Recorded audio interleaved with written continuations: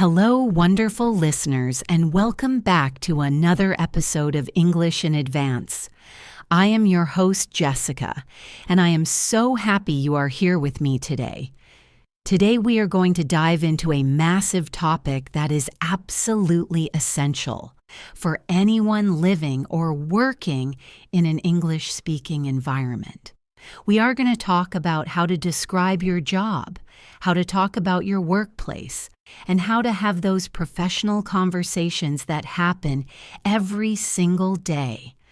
Whether you are meeting someone for the first time at a party, or you are in a networking event, or perhaps you are just chatting with a new colleague by the coffee machine, the question of what do you do is almost always going to come up. It is one of the most common conversation starters in the English language. So in this deep dive episode, we are going to move far beyond the basics. We are not just going to say, I am a teacher or I am an engineer. We are going to learn how to explain your responsibilities, how to describe your daily tasks, how to talk about your company culture, and how to express how you feel about your work. We will look at the grammar you need, the vocabulary that makes you sound professional, and the little nuances that help you sound more like a native speaker. We will travel together through job interviews, difficult meetings, email etiquette, and even advanced financial vocabulary. My goal is that by the end of this masterclass, you will feel completely confident answering that famous question, what do you do? And handling any business situation that comes your way. So find a comfortable place to relax, maybe grab your favorite drink, and let's get started with our lesson today on English in Advance. Let us start with the very beginning. Imagine you are at a social gathering. You meet someone new, you shake hands, you exchange names, and then, inevitably, they ask you, what do you do? Now, the most basic answer is to simply state your job title. You can say, I am a doctor, or I am a student, or I am a manager. This is grammatically correct and it works fine. However, if you want to sound more advanced and more conversational, you have a few other options. You can use the phrase work as. For example, you can say I work as a marketing manager or I work as a software developer. This is a very slight difference from saying I am, but it highlights the function you perform. Another very common way to answer this is to focus on the industry or the department, rather than the specific title. This is very useful if your job title is complicated or hard to explain. You can say, I work in. We use the preposition in when we talk about a field or an industry. So you might say, I work in finance, or I work in sales, or I work in education. This gives the listener a general idea of your career without you needing to explain the specific details of your daily life immediately. It is a great way to start the conversation because it invites the other person to ask more questions. For example, if you say, I work in IT, the other person might ask, oh, really? Do you focus on coding or hardware? It keeps the conversation flowing naturally. Now let's talk about the company you work for. We have a few prepositions here that often confuse learners, so let us clear them up right now. We usually say, I work for, followed by the name of the company. So you would say, I work for Google, or I work for a small local bakery. You are expressing who pays your salary. However, sometimes you will hear people use the preposition at. You can say, I work at Google. In this context, work for and work at are almost interchangeable. But there is a subtle difference. Work for emphasizes the relationship with the employer, while work at emphasizes the location or the institution. If you work in a physical place that is not a specific company brand, like a building, we definitely use at. For example, I work at the hospital, or I work at the bank on Main Street. Let's practice this for a moment. I want you to think about your own job. If you are a student, think about your university. How would you introduce yourself? You could say I am a project manager and I work for a large construction company. Or maybe you could say I work in digital marketing at a startup. Say it out loud right now wherever you are. Get comfortable with that structure. Once you've established your title and your company, the conversation usually goes deeper. The other person might ask, "What exactly do you do there?" or "What does that involve?" This is where you need to talk about your responsibilities.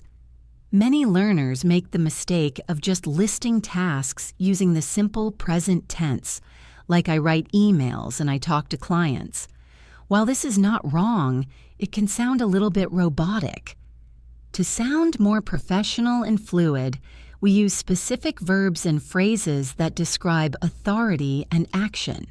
One of the best phrases you can use is "I am responsible for." This is a powerful phrase. It shows that you have ownership of your tasks. Now, pay attention to the grammar here. After the preposition for, we always use the gerund, which is the verb ending in ing. So you would not say, "I am responsible to manage the team." You would say, "I am responsible for managing the team." Let's look at another example. If you work in a shop, instead of saying "I sell clothes," you could say "I am responsible for assisting customers and maintaining the store display." It sounds much more professional. Another excellent phrase is "I handle." To handle something means you manage it or you deal with it. It suggests that you are capable and that you solve problems. You might say, "I handle customer complaints." This sounds much better than saying, "I talk to angry people." It implies you take a difficult situation and you resolve it. You could say, "I handle the budget for the marketing department," or "I handle the scheduling for all the staff members." It is a strong, active verb that gives a good impression of your skills. Similarly, we have the phrasal verb "deal with." This is very common in spoken English. It is slightly less formal than responsible for, but it is very natural. You might say, "I deal with overseas suppliers," or "I deal with all the IT issues in the office." It simply means that these are the things you interact with and manage during your day. If you are in a management position or if you lead a team, you can use the phrase "I oversee." To oversee means to watch over a project or a group of people to make sure everything is done correctly. It is a leadership word. You can say, "I oversee the product development team." This implies you are not necessarily building the product with your own hands, but you are the one making sure the strategy is correct and the team is working well. Let us try to combine these. Imagine you are an event planner. Someone asks you what your job involves. You could say, "Well, I work for an events company. I am responsible for organizing large conferences. I handle everything from booking the venues to catering, and I also oversee a team of 3 assistants." Do you see how that flows? It paints a complete picture of your professional life using varied vocabulary. Now let's move on to describing your current situation. Sometimes your job description is not enough. You want to talk about what you are doing right now these days. For this, we use the present continuous tense. This is the verb to be plus the verb ending in ing. We use this for temporary projects or current focuses. You might say, "Currently, I am working on a big project for a new client." Notice the phrase "working on." This is the standard way to say you are in the process of creating or doing something. You wouldn't say, "I am working a project." You must say, "I am working on a project." You might also be trying to improve something. You could say, at the moment, we are trying to expand into new markets, or perhaps you are learning a new skill. You could say, I am taking a course in leadership because I want to get a promotion. Using the present continuous adds a dynamic feel to your conversation. It shows that your career is active and moving forward, not just static. Let's switch gears a little bit and talk about adjectives. How do you describe the atmosphere of your workplace? This is a very common topic when friends are catching up. Someone might ask, how is the job going? You need good adjectives here. If you like your job, you might call it rewarding. A rewarding job is one that makes you feel good because you are doing something useful or important. For example, teaching can be very rewarding because you help people learn. Nursing is often described as a rewarding career. If your job is difficult but in a good way, you can call it challenging. Challenging means it is hard, but it tests your abilities and helps you grow. It is a positive way to say difficult. You might say, I love my job because it is challenging. No 2 days are the same. On the other hand, if the job is difficult in a bad way, causing you anxiety, you would say it is stressful. Be careful not to confuse these. A challenging job is usually good for your career. A stressful job might be bad for your health. If your workplace is very busy with things happening fast, we call that fast-paced. This is a very common keyword in job interviews and business descriptions. You will often hear people say, I work in a fast-paced environment. It means you have to make decisions quickly, and there is not much time to rest. Conversely, if your job is boring and you do the same thing over and over again, you can describe it as repetitive or monotonous. Monotonous literally means one tone, so it implies there is no variety. You might say, I am looking for a new job because my current one is a bit too monotonous for me. Another great adjective is flexible. In the modern world, many people want a flexible job. This means you can choose your hours, or perhaps you can work from home sometimes. If you can start work at 9 or 10, or if you can leave early to pick up your kids, you have a flexible schedule. This is a very positive way to describe a job. You might say the pay is not amazing, but the hours are very flexible, which is great for my lifestyle. Now, let's talk about the people you work with. Your colleagues. The word colleague is the standard professional term for people you work with. You can also say coworkers. In a more casual setting, you might just call them the team. To describe the relationship with your team, you can use the word collaborative. If an environment is collaborative, it means everyone helps each other. You work together to solve problems. You could say, I really enjoy the company culture because it is very collaborative. Everyone is always willing to help. If everyone is friendly and helps you when you have a problem, you can say it is a supportive environment.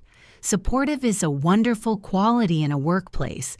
It means you are not afraid to make mistakes because your team will support you. On the negative side, if everyone is fighting to be the best and they don't help each other, you would describe the environment as competitive. A competitive environment can be good for sales, perhaps, but it can also be very stressful. Now I want to address a grammar point that is essential for talking about your career history. We often need to answer the question, how long have you been working there? The tense we use here is the present perfect continuous. This is formed by using have or has, plus been, plus the verb ending in ing. For example, I have been working here for 5 years. Many learners make the mistake of using the simple present. They say, I work here for 5 years. This is incorrect. If you are still working there now, and you started in the past, you must use the present perfect continuous. Let's practice this structure. I have been working as a teacher for 10 years. She has been managing this department since 2020. Notice that we use for when we talk about the duration of time, like 5 years or 2 months. We use since when we talk about the starting point, like since last year or since October. So, tell me about yourself. How long have you been doing your current job? Try to say the sentence out loud. Start with, I have been working. It takes some practice to get your mouth used to saying have been working all together, but it is the key to sounding fluent when discussing your history. Another aspect of talking about work is explaining why you do what you do. What motivates you? Maybe you are passionate about it. You can say, I am passionate about design. Being passionate about something means you love it deeply. It is more than just a paycheck for you. Or maybe you are motivated by solving problems. You can say, I really enjoy finding solutions to complex issues.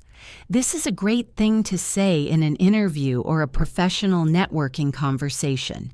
It shows that you are engaged with your work. Sometimes we have to talk about the downsides. Maybe you are tired. Maybe you are feeling burned out. Burned out is a phrasal verb that means you are physically and mentally exhausted from working too hard for too long. You might say, I need a vacation because I am feeling a bit burned out. It is a very common expression in the modern workplace. If you have too much work to do, you can say, I have a heavy workload. A workload is the amount of work you have to do. If it is heavy, it means you are very busy.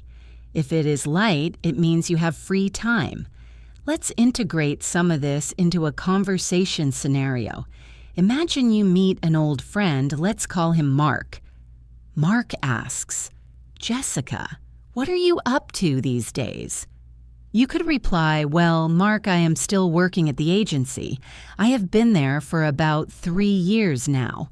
Recently, I was promoted, so now I am responsible for the entire digital strategy. It is pretty challenging because the deadlines are tight, but the team is so supportive that I really enjoy it.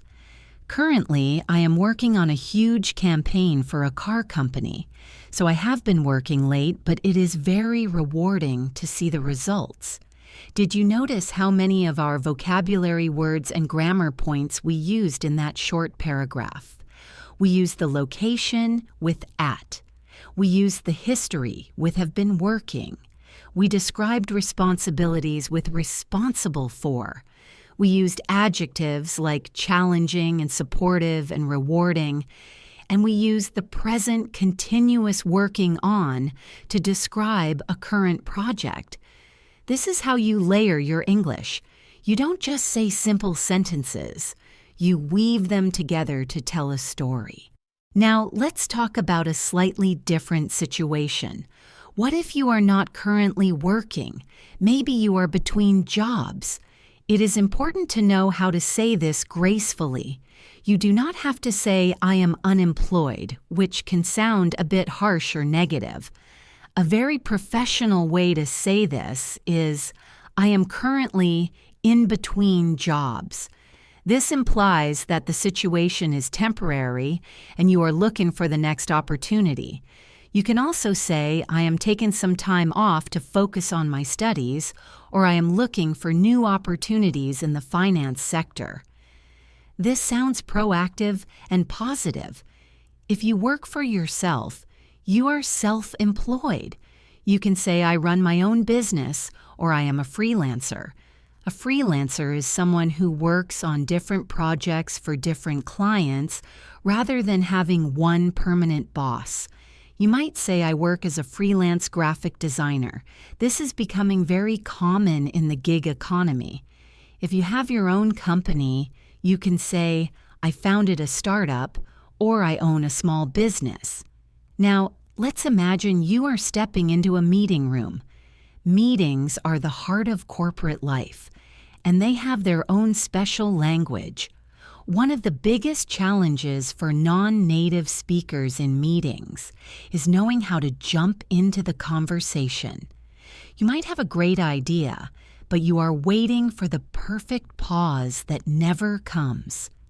In English, it is actually quite acceptable to interrupt if you do it politely. We call this interjecting.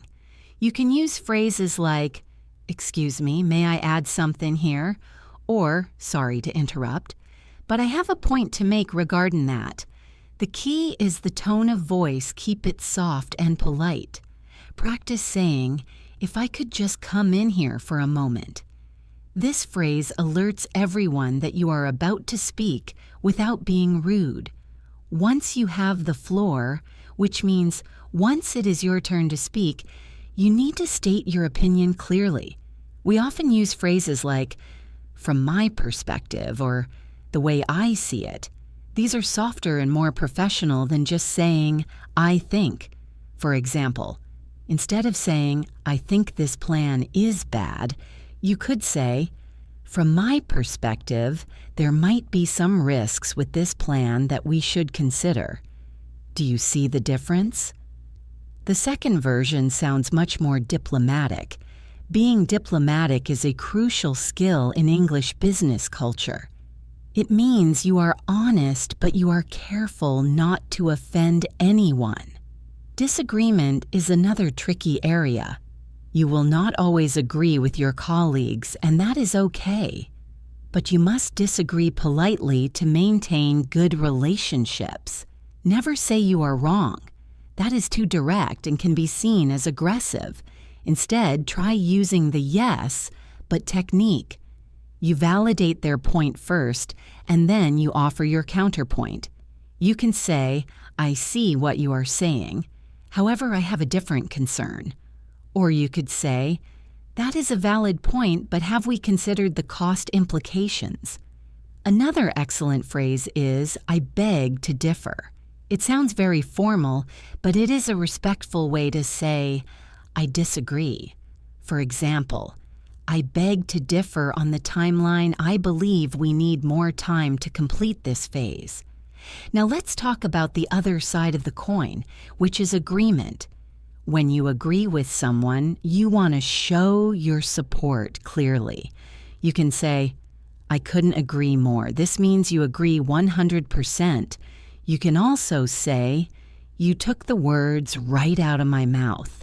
This is a great idiom. It means you were thinking exactly the same thing that the other person just said. It creates a strong sense of connection and alignment with your colleague. If you want to formally support a motion or an idea, you can simply say, "I second that." This is often used in formal board meetings, but you can use it in casual meetings too to show you are on the same page. Speaking of being on the same page, this is a very common business idiom. To be on the same page means that everyone agrees and understands the plan in the same way. You might hear a manager say, "Before we end the meeting, I want to make sure we are all on the same page. It is essential for clarity." Another similar idiom is to get the ball rolling. This means to start a project or a process. You might say, "Let's get the ball rolling on the marketing campaign by scheduling a brainstorming session for tomorrow." In today's world, many of our meetings are not face-to-face anymore. They are online via Zoom, Teams, or Skype. This brings us to the vocabulary of remote work. I am sure you have heard the phrase, "You are on mute." This has become the catchphrase of the modern era. If someone is speaking but you cannot hear them, you tell them, "I think you are on mute." Conversely, if you are hearing background noise, you might ask everyone to please mute themselves to avoid feedback. Feedback in this context is not an opinion. It is that annoying, screeching sound or echo you hear on a call. When you want to show a document or a presentation on a video call, you say, Let me share my screen. As you are doing it, you can ask, can everyone see my screen okay? This is a standard check to make sure the technology is working. If the connection is bad, we say you are breaking up. This means the audio is cutting in and out. You might say, sorry, Jessica, you are breaking up. Could you repeat that last part? Or if the video freezes, you say your screen has frozen. These technical phrases are now just as important as traditional business English.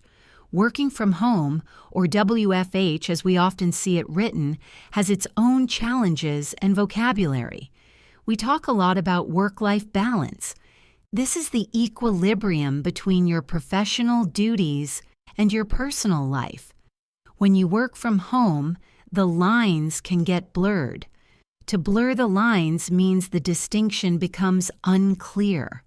You might say, working from the kitchen table really blurs the lines between work and relaxation.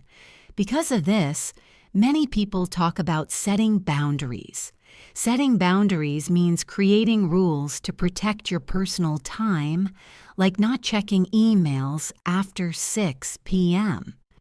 Now, let's step out of the meeting room and away from the computer for a moment. Let's go to the break room or the coffee machine or the water cooler. This is where small talk happens. Small talk is polite conversation about unimportant or uncontroversial matters. In many English-speaking cultures, especially in the US and UK, you cannot just start talking about business immediately. You have to engage in small talk first to build rapport. Rapport is a relationship of mutual understanding or trust and agreement between people. The most common topic, as cliché as it sounds, is the weather. It is a safe topic that everyone can relate to. You might say, can you believe this rain? It has been pouring all week. Or, finally some sunshine, I hope it lasts for the weekend. Speaking of the weekend, asking about weekend plans is the gold standard of office small talk. On a Friday you ask, do you have any big plans for the weekend? On a Monday you ask, how was your weekend? Did you get up to anything nice? The phrase get up to means do. Did you do anything nice? To answer, you can keep it simple. You can say, it was very relaxing. I just caught up on some reading. To catch up on means to do something you haven't had time for recently. Or you could say, it was pretty busy. I ran a lot of errands. Running errands means doing small daily tasks like going to the grocery store, the post office, or the dry cleaners. If you want to deflect the question because you didn't do anything interesting, you can just say, oh, nothing special, just a quiet one at home. How about you? Always remember to bounce the question back with how about you? It keeps the conversation alive.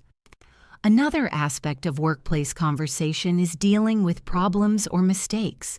We are all human, and we all make errors. The key is how you own up to them. To own up to something means to admit you did it. If you make a mistake, don't try to hide it. You can say, I realized I made an oversight on the budget report. An oversight is a mistake made by not noticing something. It sounds better than saying I made a stupid mistake. You can then follow up immediately with a solution. I made an oversight, but I have already corrected it and sent the updated version. This shows you are responsible and proactive. If you are facing a delay, communicate it early. You can say, I am running a bit behind schedule on this project due to some unforeseen technical issues. Running behind schedule is a professional way to say you are late. Unforeseen means you did not expect it. Most managers appreciate the honesty.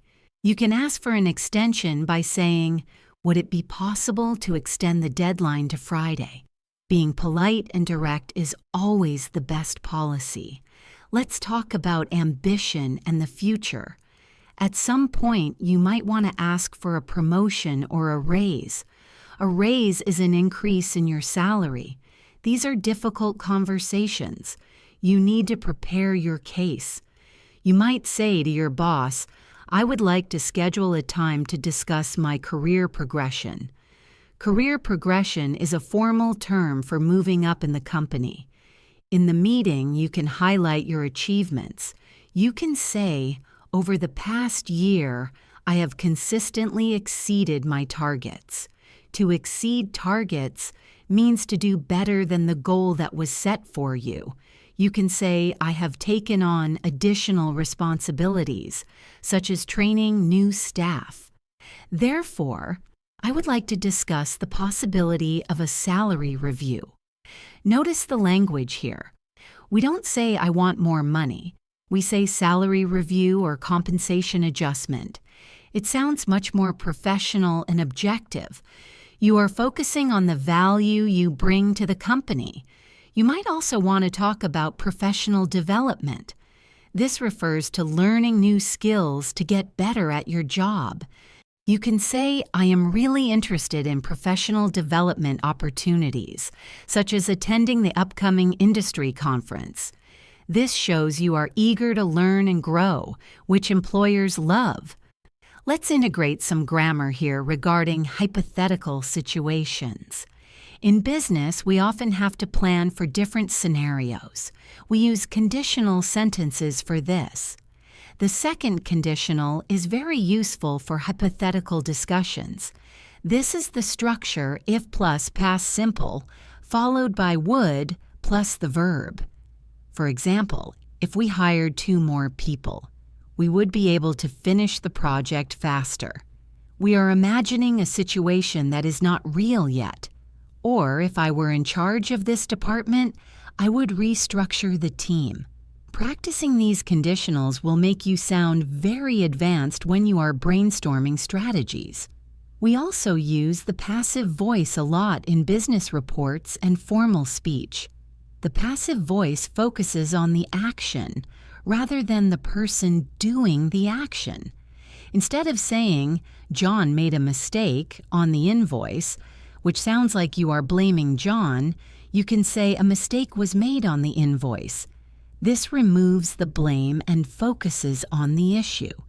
Instead of saying, "We decided to cancel the project," you can say, "The decision was made to cancel the project." It sounds more objective and formal. Try to transform a sentence in your head right now. Change. I wrote the report to the passive voice. That's right, the report was written by me. It is a subtle shift, but it changes the tone significantly. Let's try a listening practice simulation. Imagine you are in a performance review. Your manager says, "Jessica, we are very pleased with your performance this quarter. You have shown great initiative in leading the marketing campaign.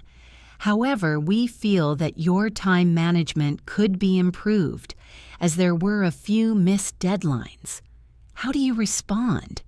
You shouldn't get defensive. You should use the techniques we discussed. You could say, "Thank you for the positive feedback regarding the campaign. I really enjoyed working on it. Regarding the time management, I accept that point. I have been working on prioritizing my tasks more effectively to ensure it doesn't happen again." In this response, you accepted the compliment, acknowledged the criticism without fighting it, and offered a solution. You use the phrase "regarding" to introduce the topic. You use the present perfect continuous "I have been working to show recent and ongoing effort." This is a perfect professional response. Now let's broaden our horizon to talk about the company culture and values. When you are interviewing for a job or talking about your company to outsiders, you often discuss values. You might say, "Our company values innovation and sustainability." Innovation means coming up with new ideas. Sustainability means caring for the environment and long-term viability. You might say, "We have a very inclusive culture." Inclusive means that everyone is welcome. regardless of their background. These are buzzwords. Buzzwords are popular words in a specific field.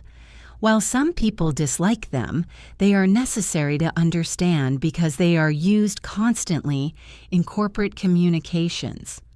Other common business buzzwords include synergy, which means working together to produce a better result, and low-hanging fruit. Low-hanging fruit refers to the easiest tasks or targets that can be achieved quickly with little effort. For example, let's target the low-hanging fruit first to get some quick wins. A quick win is a success that happens early in a process. Managers love quick wins because they boost morale. Morale is the feeling of confidence and enthusiasm a group of people has. If the team is happy, morale is high.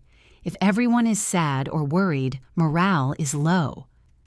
Let's reflect on the physical or virtual workspace organization. You might need to talk about logistics. Logistics refers to the detailed organization and implementation of a complex operation. You might say, I am handling the logistics for the annual general meeting.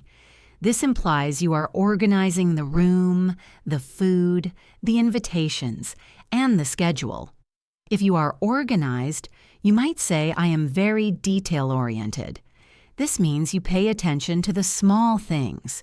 If you prefer to look at the big picture, you can say, I am more of a big picture thinker. Both styles are needed in a team. Sometimes you have to delegate. To delegate means to give a task to someone else to do.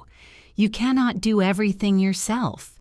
You might say, I am going to delegate the social media updates to the intern.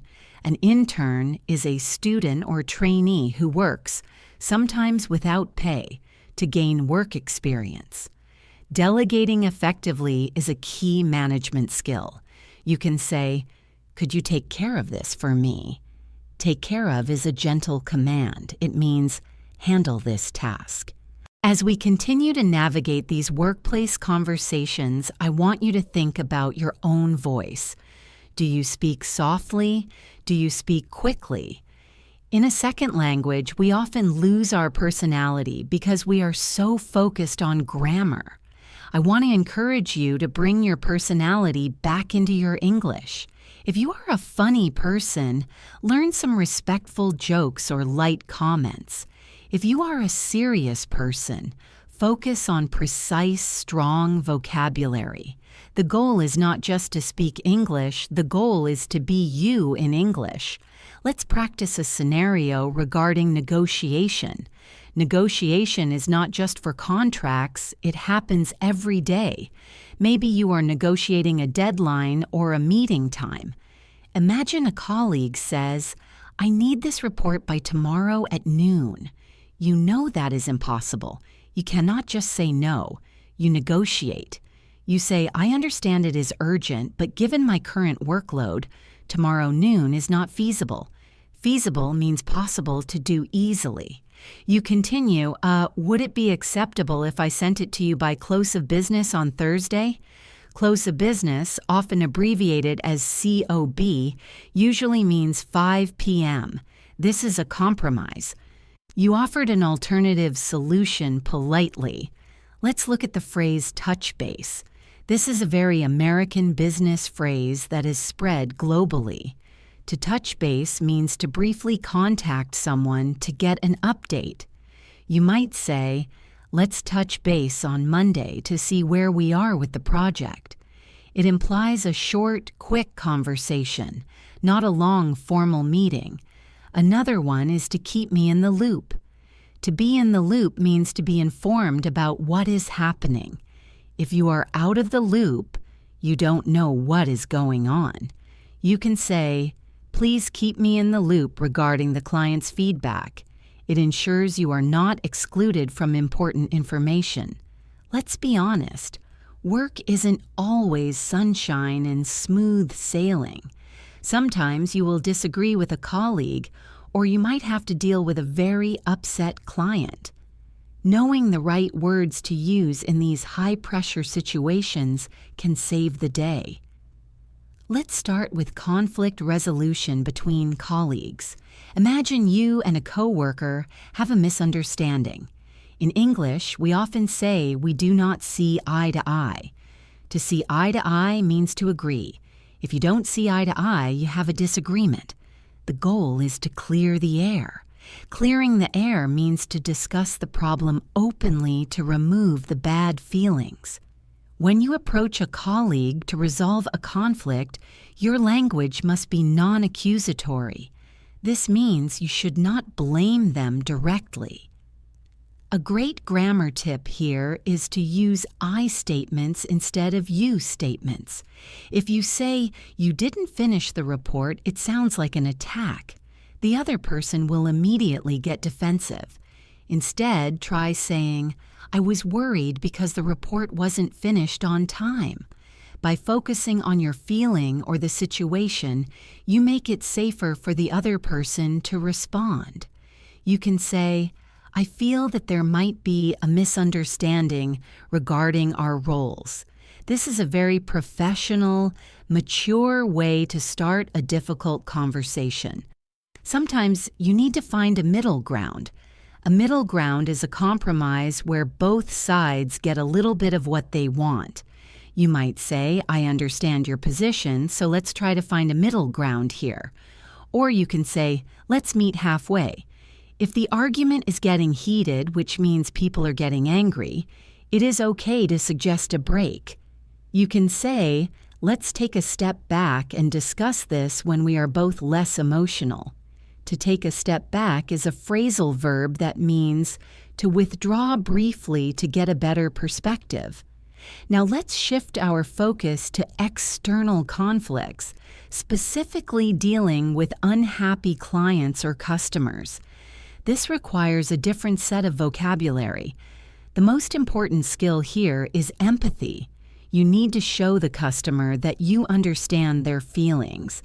You can use phrases like, "I completely understand your frustration," or "I can see why you are upset." Notice we use the word frustration. It is a very useful word that describes the feeling of being annoyed because you cannot achieve what you want. Acknowledging their frustration often calms them down. If you need to apologize, do it sincerely. You can say, "Please accept my apologies for the inconvenience." Inconvenience is a formal word for trouble or annoyance. If the mistake was serious, you might say, "I am terribly sorry about this mix-up." A mix-up is a confusion or a mistake. After the apology, so you must pivot immediately to the solution. We use the phrase, "make it right." You can say, "I want to make this right for you," or "let me see what I can do to fix this immediately." This shows action. Sometimes you have to say no to a customer or a boss. This is hard. In English, a direct no can sound very rude. We often soften the blow. To soften the blow means to make bad news easier to hear. We use phrases like "I am afraid" or "unfortunately." For example, instead of saying, "We cannot give you a refund," you say, "Unfortunately, we are unable to process a refund at this time." Or, "I am afraid that is against our company policy." This language distances you personally from the refusal. You are not saying no, the situation is saying no. It helps maintain the relationship. There is a beautiful idiom we use in customer service called going the extra mile. To go the extra mile means to do more than what is expected of you. You might tell your boss, "I went the extra mile for this client," by hand delivering the package. Employers love employees who go the extra mile. It shows dedication and a high standard of work. Now let's change the scene completely. Imagine you are standing at the front of a room, or perhaps you are sharing your screen on a video call, and everyone is looking at you. It is time for a presentation. Public speaking is scary for everyone. even native speakers. But having a structure helps. Every good presentation needs a hook. A hook is something interesting at the very beginning to grab the audience's attention. You might start with a surprising fact, a rhetorical question, or a short story. You could say, "Did you know that 50% of our customers come from referrals?" That captures attention immediately. Once you have their attention, you need to use signposting language. Signposts are signs on the road that tell you where to go. In speaking, signposting phrases tell the listener where the presentation is going. You start by outlining your talk. You can say, "Today I am going to cover 3 main points. First, we will look at the sales data. Second, we will discuss the marketing strategy. And finally, we will review the budget." Using first, second, and finally is simple, but incredibly effective. It gives your listeners a map. When you move from one topic to the next, you need a transition phrase. You can say, "Let's move on to the next section," or "turning our attention now to the marketing strategy." This signals a change. If you want to show a visual aid, like a graph or a picture, you use phrases like, "If you look at this chart, you will see a steady increase," or "This graph illustrates the growth we have experienced." To illustrate means to show or demonstrate clearly. You might also want to highlight a specific number. You can say, "I would like to draw your attention to the figures in the bottom right corner." To draw attention to something is to make people look at it. Sometimes you need to summarize complex information. You can use the phrase "in a nutshell." This idiom means in summary or in a few words. You could say, "In a nutshell, our performance has been excellent this quarter." Or you can say, "The bottom line is that we need to cut costs." The bottom line refers to the final profit or loss line on a financial statement, but in conversation, it means the most important fact or conclusion. Handling questions at the end of a presentation can be the most nervous part. What if you don't know the answer? Do not panic. You have a few options. You can validate the question by saying, "That is a remarkably good question." This gives you a second to think. If you really don't know, never lie. It is better to be professional and honest. You can say, "I don't have that specific data with me right now, but I will look into it and get back to you." To look into something means to investigate it. To get back to you means to contact you later with the answer. This is a perfectly acceptable answer in a business setting. Let's talk about your voice during a presentation. You want to sound confident. This often comes down to intonation and stress. In English, we stress the most important words in a sentence. For example, if you say, "Sales went up," you stress the word up. Sales went up. If you say, "We need to focus on quality, not quantity," you stress quality and quantity to show the contrast. Try to avoid speaking in a monotone voice where every word sounds the same. Vary your pitch. When you ask a question, your voice goes up. When you make a statement, it goes down. Practice this. Say, "Are we ready?" Now say, "We are ready." Feel the difference in the melody of the sentence. Let's integrate some advanced vocabulary for describing trends. If you work in business, you often talk about numbers changing. Instead of just saying "went up" or "went down," use more descriptive verbs. If the numbers went up a lot very quickly, you can say they skyrocketed or soared. Sales skyrocketed last month. If they went down suddenly, you can say they plummeted or plunged. Profits plummeted due to the crisis. If the numbers are staying the same, you can say they have stabilized or leveled off. Using these dynamic verbs paints a picture in the listener's mind.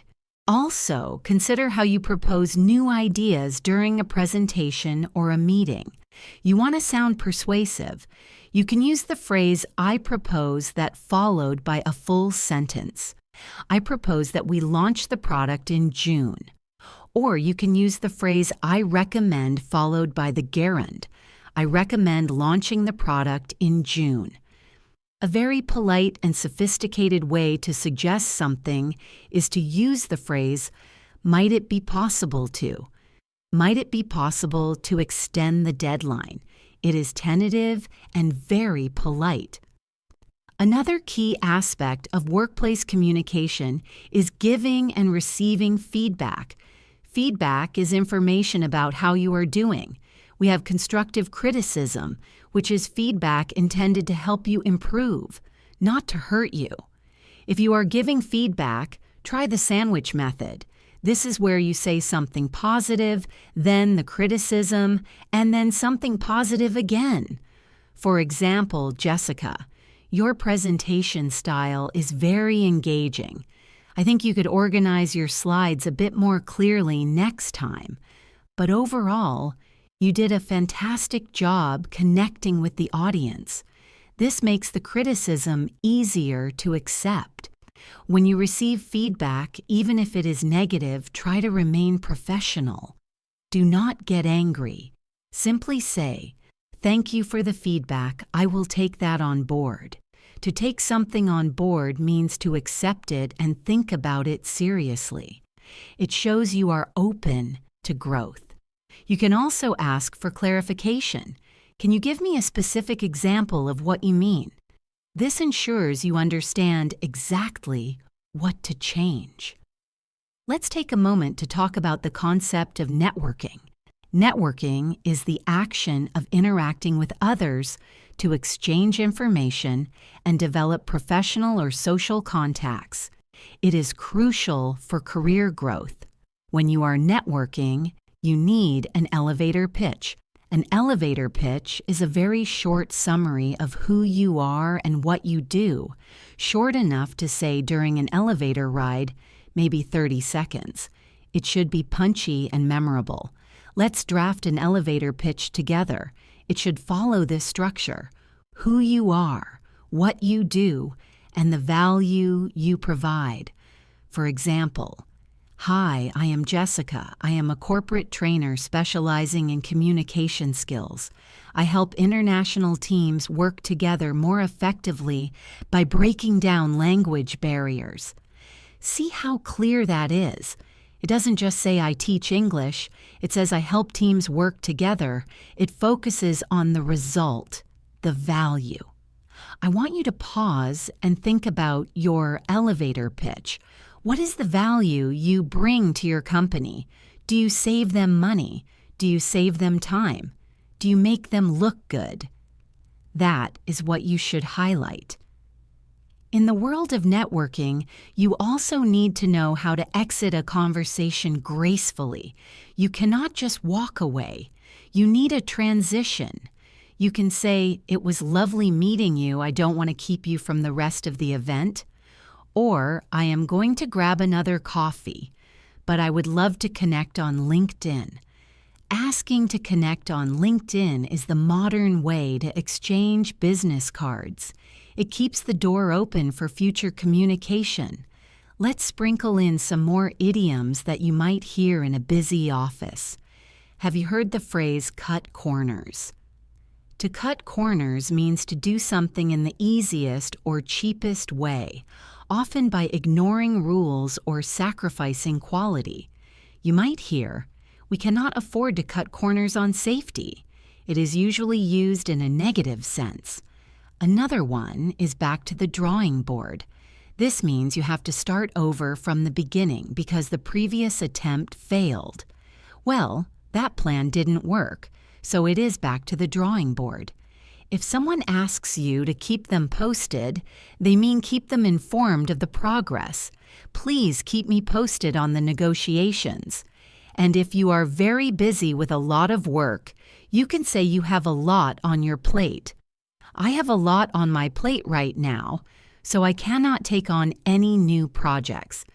This is a vivid image of a plate full of food, representing your responsibilities. We also have the phrase, call the shots. The person who calls the shots is the person who makes the important decisions. In this meeting, Sarah is calling the shots. It implies authority and control. And finally, if you are working very late into the night, you are burning the midnight oil. I was burning the midnight oil last night to get this report finished. It paints a picture of hard work and dedication. As we move forward, we arrive at perhaps the most critical moment in any career, the job interview. This is the gateway to your future, and it is the moment where your English skills are put to the ultimate test. But do not worry, because we are going to decode the interview process together. We will look at the psychology behind the questions, the best strategies for answering them, and the specific vocabulary that will make you sound like the perfect candidate. Whether you are actively looking for a job or just want to be ready for the future, this section is going to be incredibly valuable for you. Let's start with the preparation phase. Before you even walk into the interview room or log into the video call, you have work to do. You need to research the company thoroughly. We often use the phrase, do your homework. In this context, it doesn't mean schoolwork. It means finding out everything you can about the potential employer. You want to understand their mission statement and their core values. When you speak during the interview, you want to align your answers with these values. To align means to put in a straight line, or in this case, to match or agree with. If the company values innovation, you should use words like creative, new ideas, and future-focused in your answers. The first question in almost every interview is the famous "tell me about yourself." It sounds simple, but it is actually a trap for many people. They start talking about their childhood or their hobbies. This is not what the interviewer wants. They want a professional summary. A great way to structure this is the past, present, future model. You start with the past by saying, I have a background in digital marketing with over 5 years of experience. Then you move to the present by saying, currently I am leading a team at a tech startup where we focus on social media growth. And you finish with the future by saying, I am now looking to move into a larger organization where I can apply my skills to global campaigns, which is why I am so excited about this opportunity. This structure is clean, professional, and keeps you focused. Another very common type of question is the behavioral question. These questions usually start with phrases like, tell me about a time when, or describe a situation where. The interviewer wants to predict your future behavior based on your past actions. To answer these, you need a strategy called the STAR method.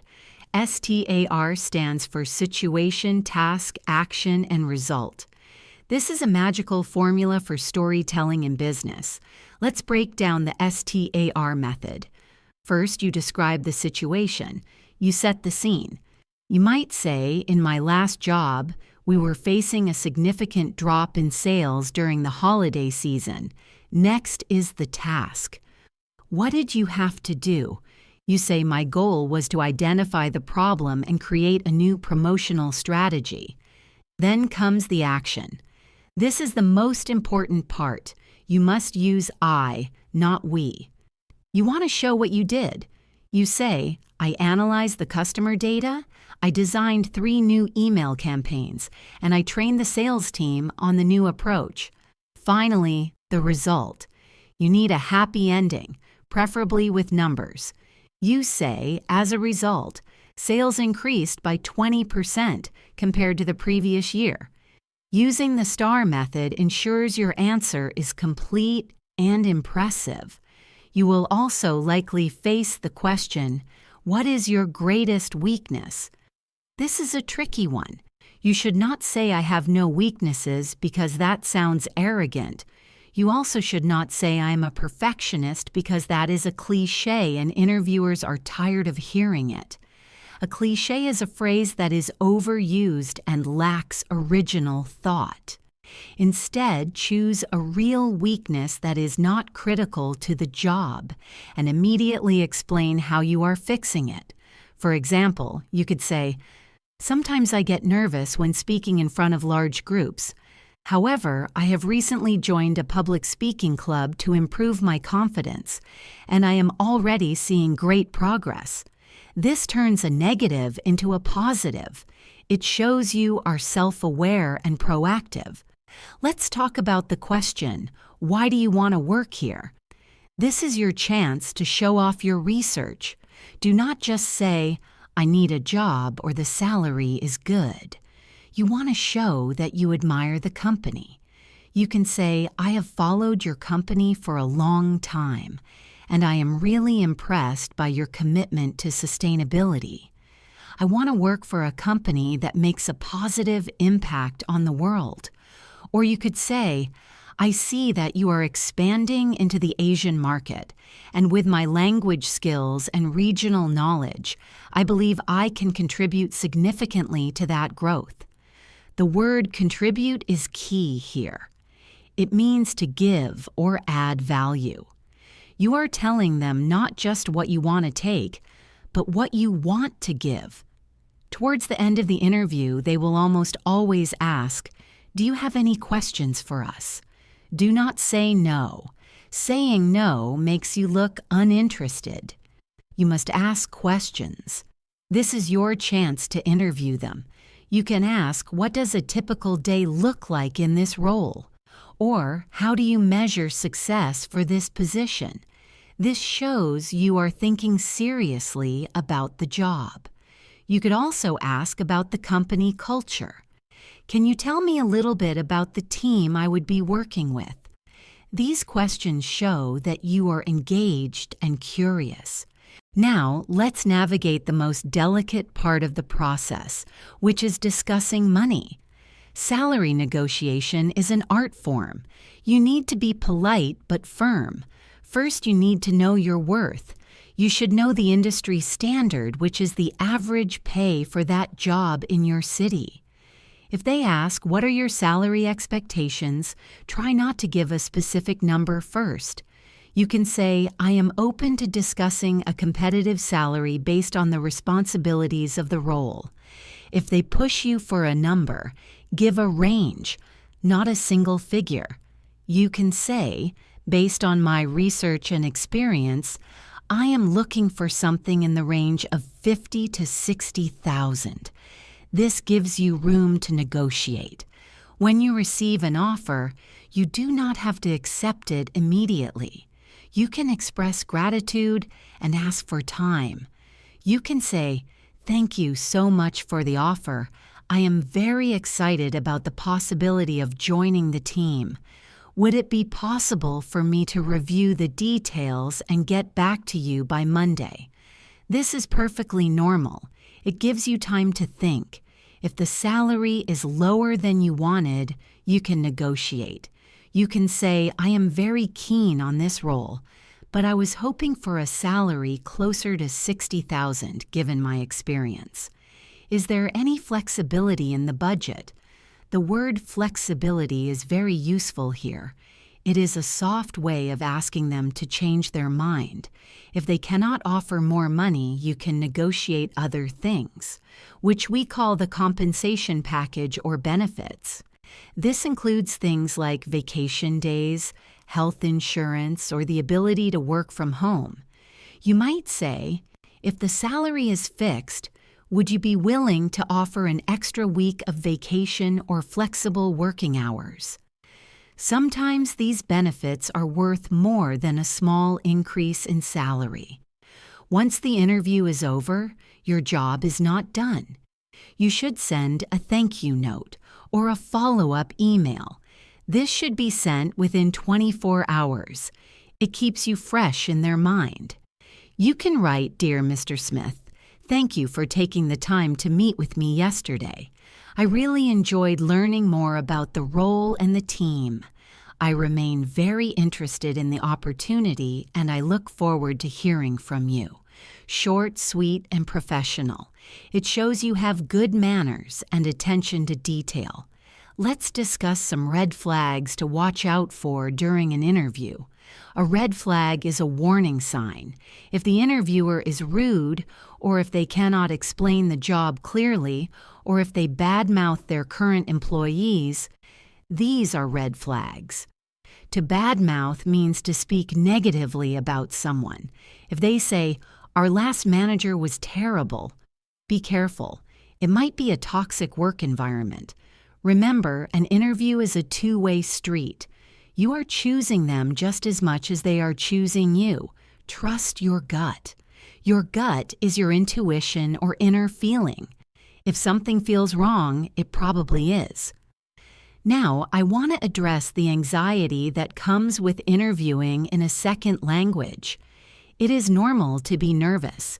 If you don't understand a question, do not pretend. It is better to ask for clarification. You can say, "Could you please rephrase that question?" Or, "I am not sure I quite caught that. Could you say it again?" This shows confidence. If you need a moment to think, take it. You can say, "That is a great question. Let me think about that for a second." Silence is better than rambling. Rambling means talking without a clear point or direction. Take a breath, organize your thoughts, and then speak. Let's practice some powerful adjectives to describe yourself. Instead of just saying, "I am hardworking," which is a bit generic, try using words like diligent or conscientious. Diligent means showing care and effort in your work. Conscientious means wishing to do one's work well and thoroughly. Instead of saying "I am friendly," you can say "I am personable" or approachable. Being approachable means you are easy to talk to, which is great for a manager or a team player. If you are good at changing plans when things go wrong, you are adaptable or resilient. Resilience is the ability to recover quickly from difficulties. In today's fast-changing world, resilience is a highly valued trait. We should also talk about the concept of soft skills versus hard skills. Hard skills are teachable abilities, like coding, accounting, or speaking a foreign language. Soft skills are interpersonal skills like communication, teamwork, and problem solving. In many interviews, soft skills are just as important as hard skills. You might hear questions like, "How do you handle stress?" or "How do you motivate a team?" These are testing your soft skills. When you answer, focus on emotional intelligence. Emotional intelligence is the ability to understand and manage your own emotions and the emotions of others. You can say, "I believe in open communication and active listening to resolve conflicts." Active listening is a technique where you fully concentrate, understand, respond, and then remember what is being said. It is more than just hearing. Let's imagine a scenario where you have a gap in your resume. A gap is a period of time where you were not working. Maybe you were traveling or caring for a family member or studying. Do not try to hide it. Be honest and frame it positively. You can say, "I took a year off to travel and improve my cultural awareness." Or, "I took a career break to focus on my family, and now I am fully recharged and ready to return to the workforce." Employers appreciate honesty and life experience. What if you are changing careers completely? This is called a career pivot. You need to focus on your transferable skills. These are skills that you learned in one job that can be used in another. For example, if you were a teacher and now you want to be a project manager, your transferable skills are organization, leadership, and public speaking. You can say, Although I am new to this industry, my background in education has given me strong communication and organizational skills that will allow me to succeed in this role. You are bridging the gap for them. Now let's take you into the day-to-day written communication that runs the modern world. I am talking about emails. You might think writing an email is easy, but in a second language, getting the tone exactly right can be very difficult. You do not want to sound too rude, but you also do not want to sound too casual. It is a delicate balance, so let us master it together right now. Writing a good email starts before you even write the first sentence. It starts with the subject line. The subject line is the first thing the recipient sees. It needs to be clear and urgent. If you just write meeting, nobody knows what it is about. Instead, you should write meeting regarding Q3 marketing strategy. This tells them exactly what to expect. If you need them to do something, you can add a tag like action required or urgent at the start of the subject line. This ensures your email does not get lost in a busy inbox. Now, let's look at the salutation, or the greeting. If you are writing to someone for the first time, or if it is a formal client, you should use Dear followed by their name. Dear Mr. Johnson or Dear Ms. Lee. If you do not know the name of the person, you can use To Whom It May Concern. But this is becoming a bit old-fashioned. It is always better to try and find a name. If you are writing to a colleague or someone you know well, hi or hello is perfectly fine. Hi Sarah or hello team. It is friendly and appropriate for internal communication. The opening sentence of an email is crucial. You want to be polite, but you also want to get to the point. If you are replying to someone, you can start with, "Thank you for your email." If it took you a while to reply, you should say, "Apologies for the delay in getting back to you." This is a very professional way to say, "Sorry, I am late." If you are writing to ask for something, you can say, "I am writing to inquire about the status of the project." To inquire means to ask. It sounds much more professional than saying, "I want to ask about the project." One of the most common functions of an email is sending files. We mentioned this briefly before, but let's go deeper. The standard phrase is, "Please find attached." However, you can also say, "I have attached the report for your review," or "Here's the document we discussed." If you forget to attach the file, which happens to everyone, you can send a second email immediately saying, "Apologies, I forgot to include the attachment in the previous email." It is a small mistake, so do not worry too much about it. Sometimes you need to chase someone. To chase means to follow up because they haven't replied. This can feel awkward. You do not want to be annoying. A great phrase to use is, "I just wanted to follow up on my previous email," or just a friendly reminder about the deadline tomorrow. A very native expression is, "I wanted to bump this to the top of your inbox." This implies that you know they are busy and your email probably got buried under other messages. It is a very polite and understanding way to ask for a reply. Let's talk about the mysterious CC and BCC fields. CC stands for carbon copy. When you CC someone, you are sending them a copy of the email for their information, but you do not necessarily expect them to reply. You might say in the email body, "I have CC'd John on this email, so he is in the loop." BCC stands for blind carbon copy. This hides the email addresses. You use this when you are emailing a large group of people who do not know each other to protect their privacy. Be very careful with reply all. If you hit reply all, everyone gets your message. If you only need to talk to the sender, Just hit reply.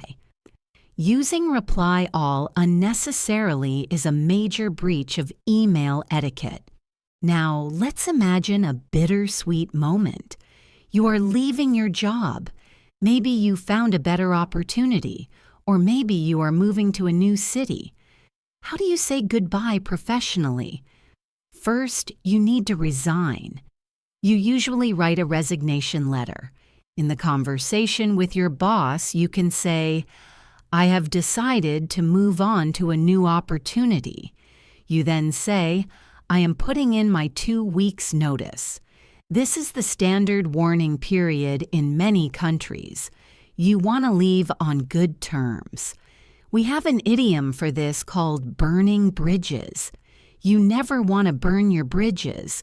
This means destroying a relationship so you can never go back. You want to keep your network strong. During your final weeks, you will do a handover. A handover is the process of transferring your work and knowledge to another person. You might say, "I am writing a handover document to help the new hire settle in." To settle in means to get comfortable in the new position. On your last day, you might send a farewell email to the whole company. You can say, "It has been a pleasure working with you all. I have learned so much during my time here. I wish you all the best for the future." You can add, "Please keep in touch," and include your LinkedIn profile or personal email. Let's talk about cross-cultural communication for a moment. English is the global language of business, which means you will speak to people from all over the world. Not everyone speaks English the same way. Some cultures are very direct. They might say, "This is wrong. Fix it." Do not be offended. They are just focusing on efficiency. Other cultures are very indirect. They might say, "Perhaps we could consider a different approach. This actually means, no, I don't like it." You need to learn to read between the lines. To read between the lines means to understand the hidden meaning that is not explicitly stated. If you are struggling to understand someone's accent, never just nod and pretend. This can lead to disasters. It is polite to admit you missed something. You can say, "I am sorry, the connection is a bit bad. Could you repeat that?" Even if the connection is fine, it saves face for both of you. Or you can say, "I want to make sure I understood you correctly. Did you say the deadline is Monday?" Paraphrasing what they said is a great way to check understanding. Let's touch on the vocabulary of career growth and training. You might want to take a sabbatical. A sabbatical is a period of paid or unpaid leave for study or travel, usually after you have worked for a long time. You might say, "I am taking a 3-month sabbatical to learn coding." Or perhaps you are looking for a mentor. A mentor is an experienced person who advises you. You can ask someone, "I really admire your career path. Would you be open to mentoring me?" This is a huge compliment. We also talk about the glass ceiling. This is a metaphorical barrier that stops women and minorities from reaching the highest positions in a company. You might hear, "We are working hard to break the glass ceiling in our organization." This shows a commitment to diversity and equality. Another term is workaholic. A workaholic is someone who is addicted to work. While working hard is good, being a workaholic is usually seen as unhealthy. You want to avoid burnout, which we mentioned earlier. Let's practice some more idioms that add color to your speech. If a project is very easy, you can call it a piece of cake. The new software is a piece of cake to use. If you have to work very late to finish something, you are working down to the wire. The wire refers to the finish line of a race. We were working down to the wire to get the proposal submitted before midnight. If you are very happy about something, you can say, "You are over the moon." I was over the moon when I got the promotion. Sometimes you have to bite the bullet. To bite the bullet means to do something difficult or unpleasant that you have been avoiding. I finally bit the bullet and asked for a raise. It implies bravery. And if something happens very rarely, we say it happens once in a blue moon. I only travel for business once in a blue moon. Now, let's acknowledge that not everyone works in a general office. Every industry has its own flavor of English, its own jargon. Jargon refers to special words or expressions that are used by a particular profession and are difficult for others to understand. While I cannot cover every single job in the world, let's look at a few major sectors because their language often spills over into general conversation. If you work in technology or IT, you live in a world of bugs and features. A bug is an error in a computer program. You might hear someone say, "We need to work out the bugs before the launch." To work out means to solve or resolve. A feature is a distinct attribute or aspect of something. You might say, "This app has a great new security feature." You will often hear about the user experience, often shortened to UX. This refers to how a person feels when interacting with a system. You might say, "We need to improve the user experience to keep our customers happy." And of course, there is the concept of going live. When a website or software becomes available to the public, it goes live. We are planning to go live on Friday, so everyone needs to be ready. Now let's look at sales and marketing. This world is all about the funnel. A funnel is a tube that is wide at the top and narrow at the bottom, used for guiding liquid. In business, the sales funnel describes the journey of a customer from knowing your brand to buying your product. You might say, "We have a lot of leads at the top of the funnel, but we need to convert them into customers." To convert means to change from one thing to another, in this case, from a looker to a buyer. Marketers also talk about the target audience. This is the specific group of people you want to reach. You might say, "Our target audience is young professionals living in urban areas, and they love the word viral. If something goes viral, it spreads rapidly through the internet. We are hoping this video campaign goes viral." What about the medical or healthcare field? Even if you are not a doctor, these metaphors are used everywhere. We often talk about a diagnosis.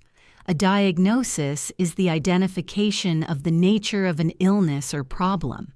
In business, you might say, "My diagnosis of the problem is that our communication channels are broken."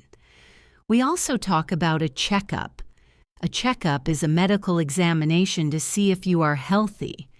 In the office, you might say, "Let's have a quick checkup meeting to see how the project is doing." And there is the phrase bedside manner.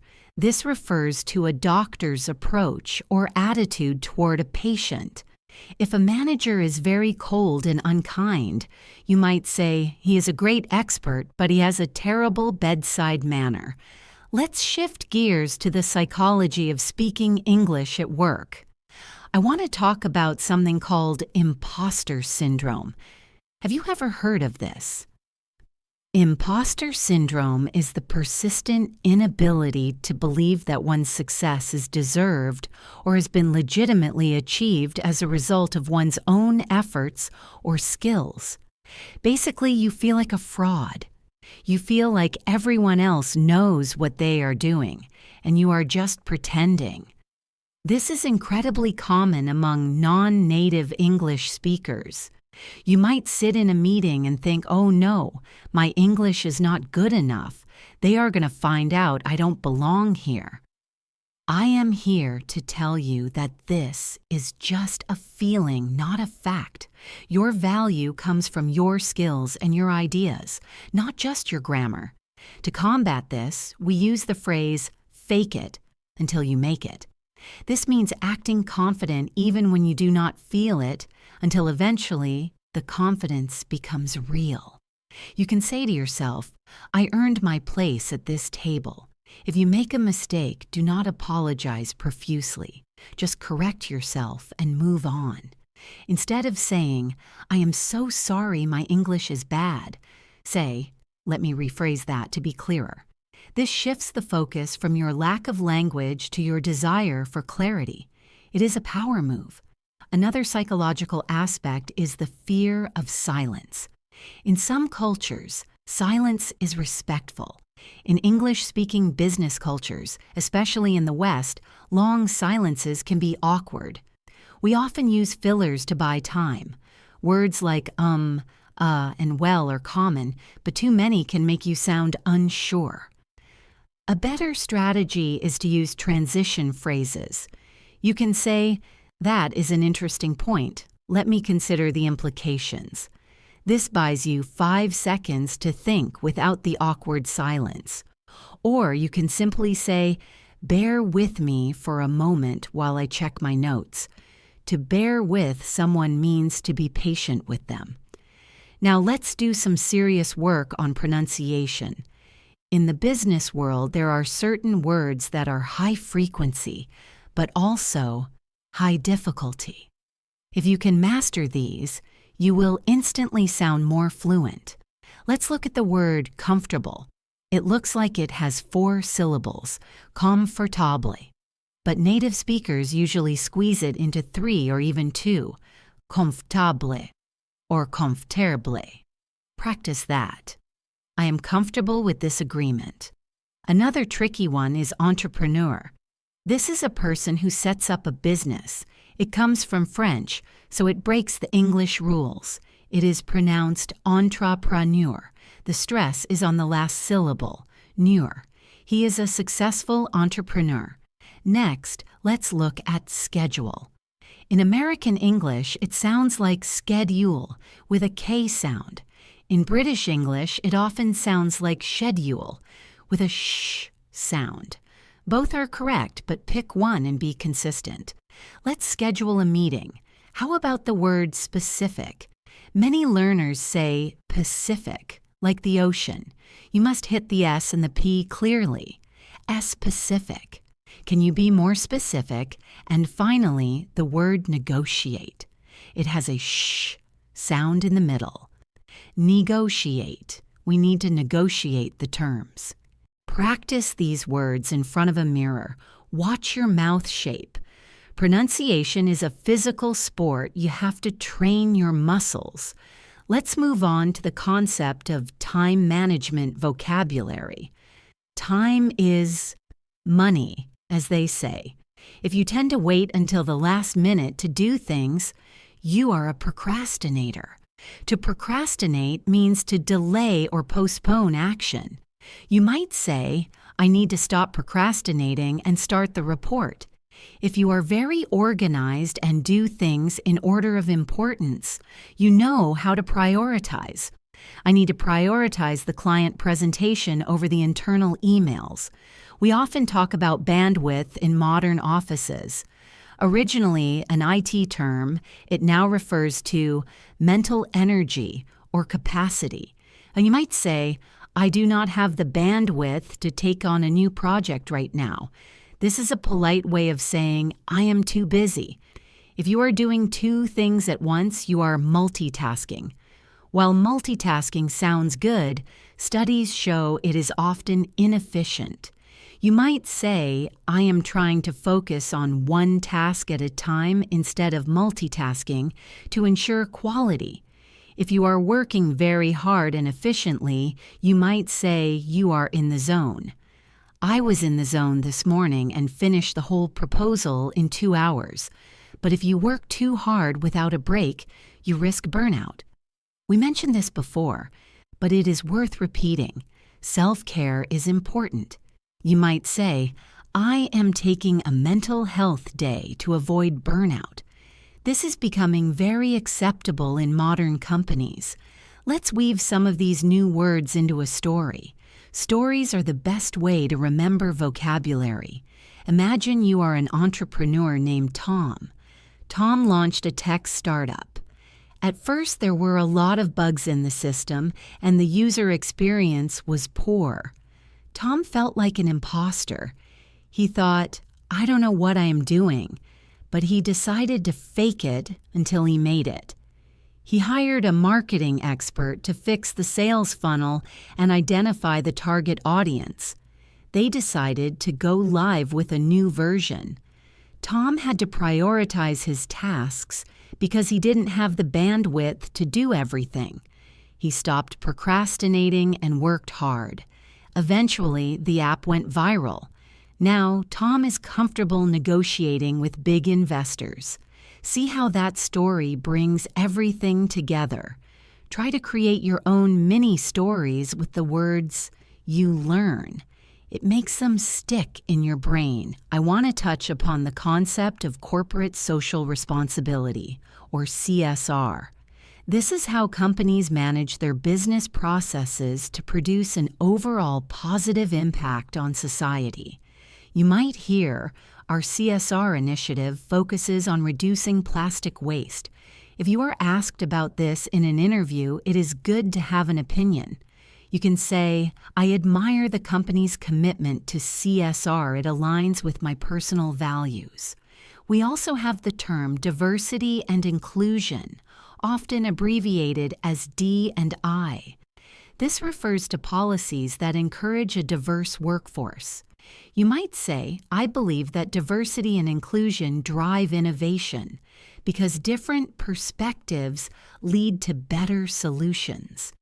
Using this language shows that you are a modern, forward-thinking professional. Let's look at how to give credit where credit is due. To give credit means to acknowledge someone's contribution. If a colleague did a great job, do not stay silent. Say, I want to give credit to Sarah for her amazing work on the graphics.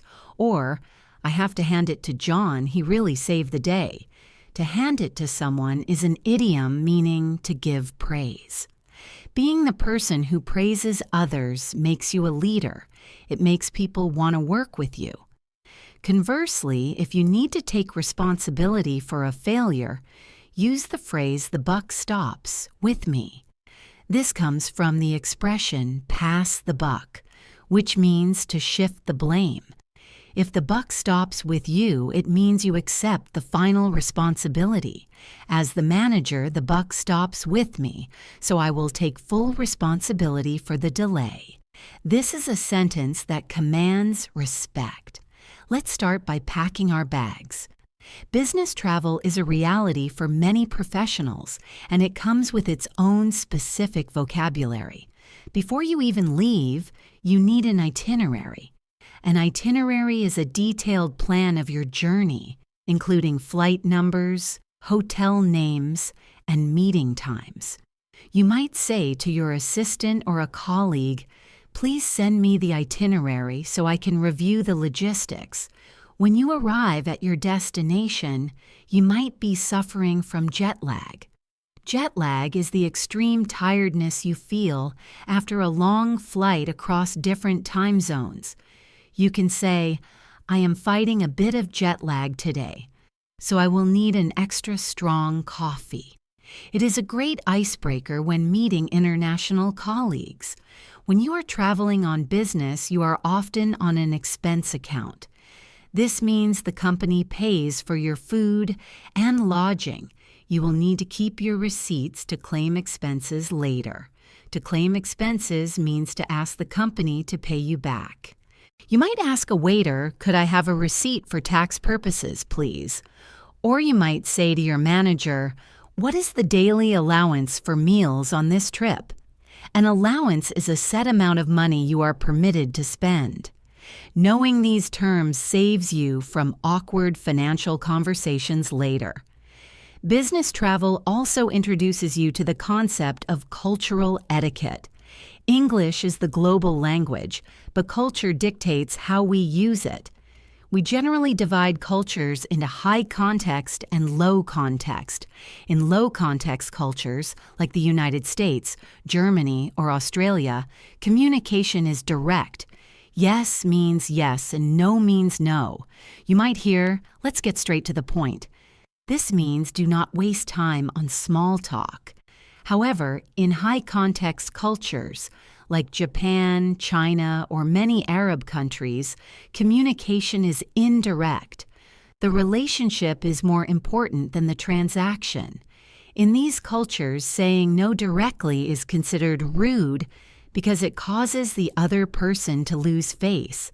To lose face means to suffer a loss of reputation or dignity. So how do you navigate this in English? You use the language of diplomacy. If you are in a high-context environment and you need to refuse a request, do not say no. Say that will be difficult, or we will have to study that proposal very carefully. These are polite codes for no. You need to read the air. To read the air is a phrase translated from Japanese that means to understand the unspoken mood of the room. If everyone is silent, do not fill the silence with noise. Observe and wait.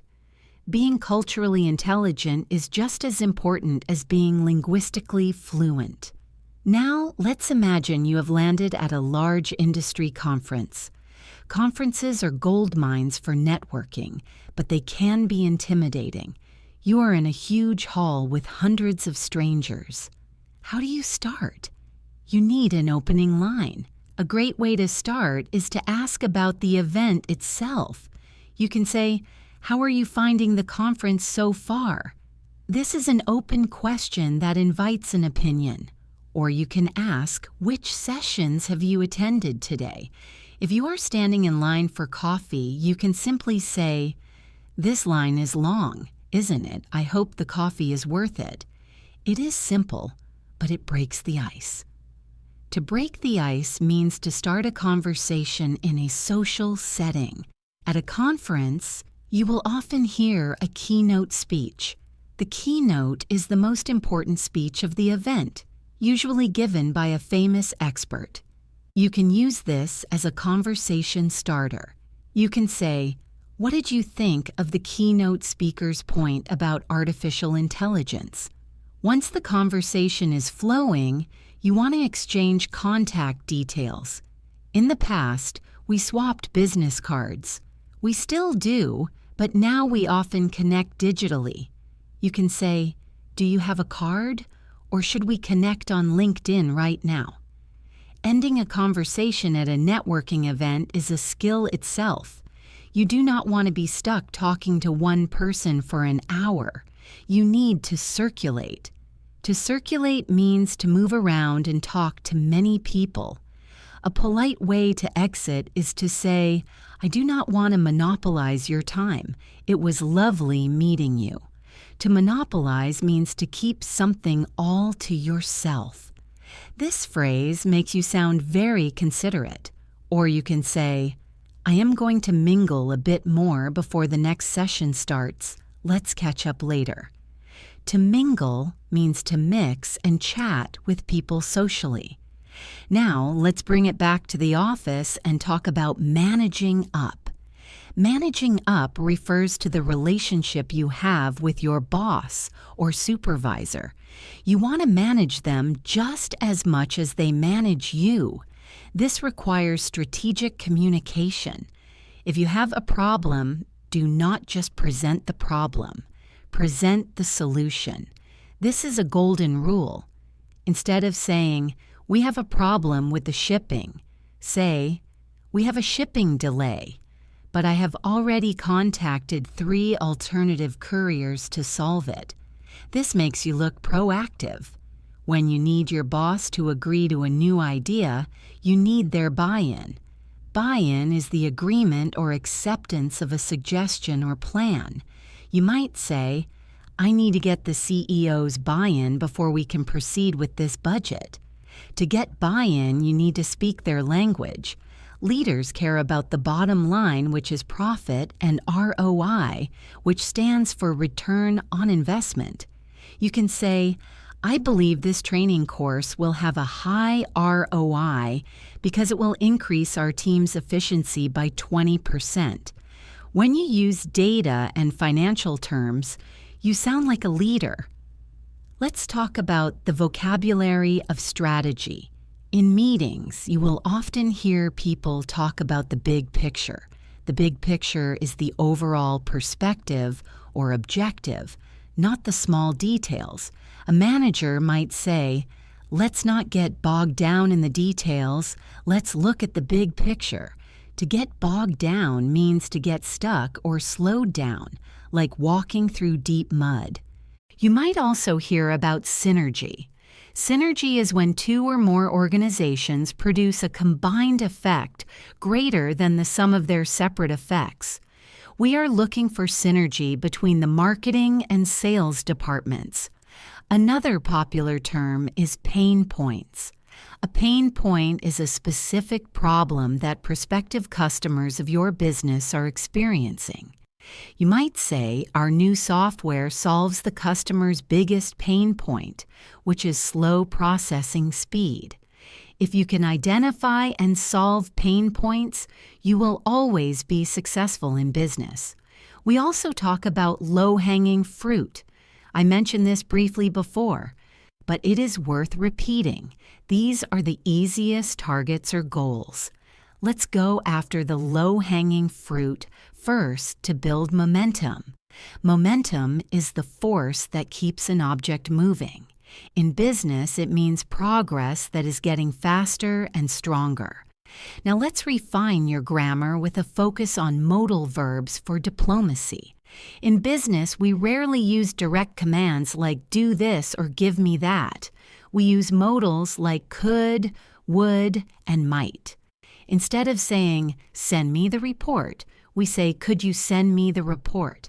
Instead of saying, that is a bad idea, we say, that might not be the best approach. This is called hedging.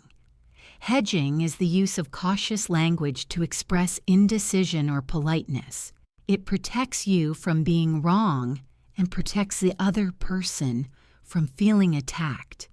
You can also use negative questions to make suggestions. Instead of saying, we should hire a new assistant, you can say, wouldn't it be better to hire a new assistant? This invites agreement rather than demanding it. Another advanced technique is using the phrase, it seems or it appears. Instead of saying, you made a mistake, you say, it appears there is a discrepancy in the figures. A discrepancy is a lack of compatibility or similarity between two or more facts. By saying it appears, you are being objective and less accusatory. Let's touch on the concept of mentorship and coaching. As you advance in your career, you might become a mentor or you might seek one. A mentor is a trusted counselor or guide. You might say, I am looking for a mentor to help me navigate the complexities of corporate management. To navigate means to find your way through. If you are mentoring someone, you are helping them grow. You might tell them, I see a lot of potential in you. Potential means having or showing the capacity to become or develop into something in the future.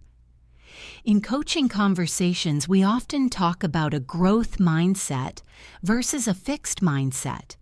A fixed mindset believes that intelligence and talent are static traits.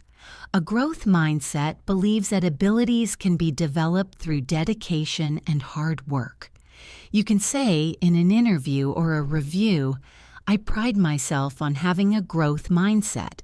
I view challenges as opportunities to learn. This is exactly the kind of employee every company wants. Let's sprinkle in some sports idioms because business English loves sports metaphors. If someone drops the ball, it means they made a mistake or failed to do their part. I think the logistics team dropped the ball on this shipment. If you are on the ball, it means you are alert and efficient. Sarah is really on the ball today. She has already finished the report. If a project is in the final stages, we say we are in the home stretch. We are in the home stretch of the merger negotiations. And if you need to do something exactly by the rules, you do it by the book. We need to do this investigation strictly by the book to avoid legal issues. There is also the phrase to level the playing field. This means to create a situation where everyone has the same opportunities. We are introducing new policies to level the playing field for remote workers. And if you throw a curveball, you surprise someone with an unexpected problem.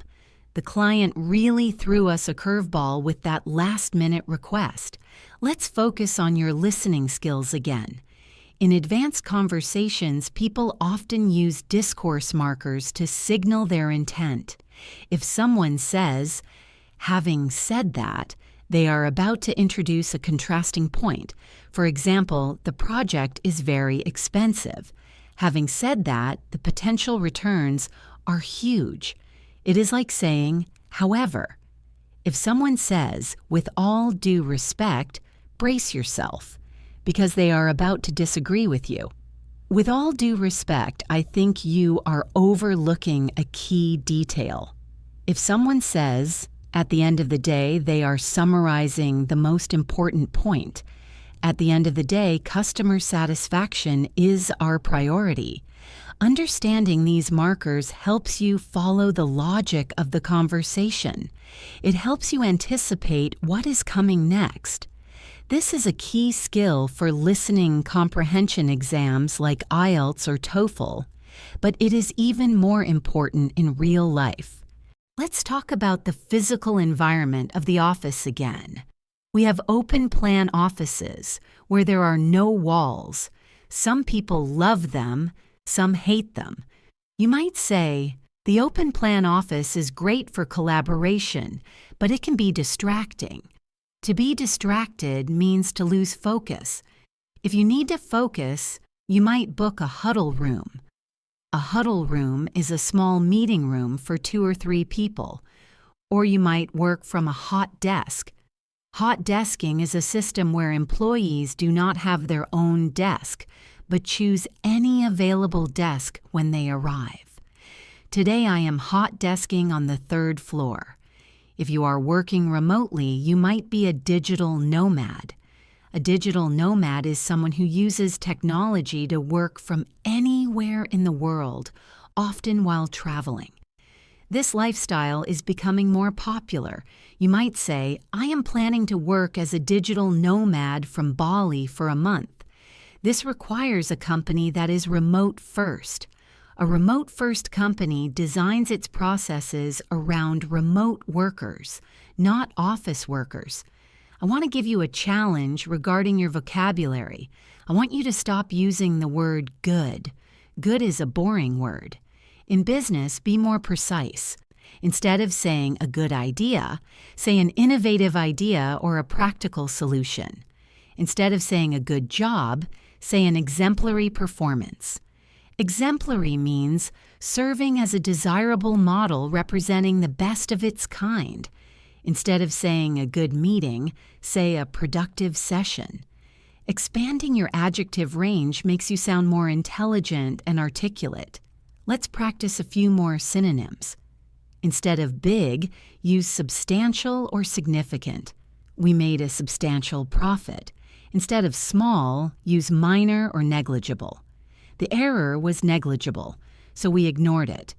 Instead of bad, use detrimental or suboptimal. This strategy could be detrimental to our brand image. Detrimental means tending to cause harm. Suboptimal means less than the highest standard or quality. Using these words elevates your speech instantly. Now let's look toward the horizon. We are going to talk about the future of work, about ethics, and about how to ensure your career remains strong in a rapidly changing world. Let's talk about the elephant in the room. That is an idiom meaning an obvious problem or issue that no one wants to discuss. The elephant in the room for many workers today is artificial intelligence, or AI and automation. You might hear colleagues asking, will robots take our jobs? The vocabulary of the future is all about adaptation. We talk about future-proofing your career. To future-proof means to design something so that it will still be useful or successful in the future. How do you future-proof yourself? By focusing on skills that machines cannot replace, like empathy, creative problem-solving, and complex communication. These are the soft skills we've been practicing throughout this series. You will often hear the terms upskilling and reskilling. These are buzzwords, but they are important. Upskilling means learning new skills to do your current job better. For example, a marketer learning how to use data analytics software is upskilling. Reskilling means learning entirely new skills to do a different job. For example, a truck driver learning to become a computer programmer is reskilling. You can say in an interview, I am a strong believer in continuous upskilling to stay relevant in the industry. Relevant means closely connected or appropriate to the matter at hand in this context. It means useful and employable. Another key concept is the gig economy. We touched on freelancing earlier, but the gig economy is the broader trend of short-term contracts or freelance work as opposed to permanent jobs. In this environment, you need to be agile. Agile is an adjective used constantly in tech and business. It means able to move quickly and easily. An agile worker can switch projects fast. An agile company can change its strategy overnight. You might say, our team uses an agile methodology to respond to market changes. In this new world, you might work in a hybrid model. A hybrid model mixes working from home and working in the office. You might say, I work on a hybrid schedule, 3 days in the office and 2 days remote. This flexibility is highly prized. However, it requires discipline. You need to be a self-starter. A self-starter is a person who is sufficiently motivated or ambitious to work on their own initiative without needing to be told what to do. Employers love self-starters.